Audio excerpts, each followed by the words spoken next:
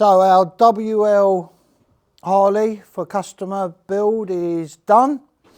I'm not going to tease you all. This is a retro replica. We've done a one-off bespoke frame for this based on a WL. Obviously, to those of you in the know, you will know that this is actually a 1974 Ironhead Harley lump, complete with disc, front and rear. So it's a very modern engine. This is based on a 40s style bike, if you like. Everything's in proportion. This chap's going to take this, wanted something a bit more reliable than a WL engine, and I don't know if anybody's ever ridden a WL, but I can assure you it is very acquired with advance and retard, throttle, suicide clutch, gear lever.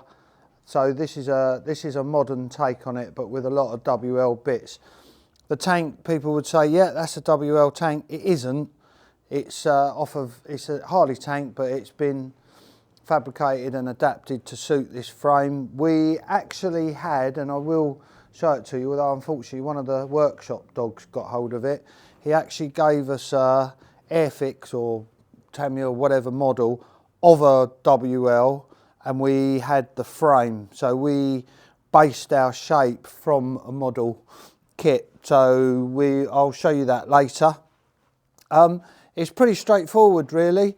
It's not massively my kind of bike to ride but I'm not the customer, because you sit on top of it rather than in it. So me personally, when I'm road testing it, it feels like I'm on a penny farthing. So it's a little bit top heavy. Personally, what I would do is drop, I know it's not the look because the WLs, that is how they are. The seat sits right up and it's sprung with a shock in there, which you can't really see much of it at this stage.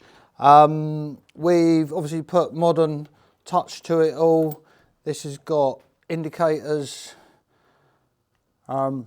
which are very well hidden. Can't really see them. Same on the front. Wires are running through the bars as they kind of would be. But it does sound very nice.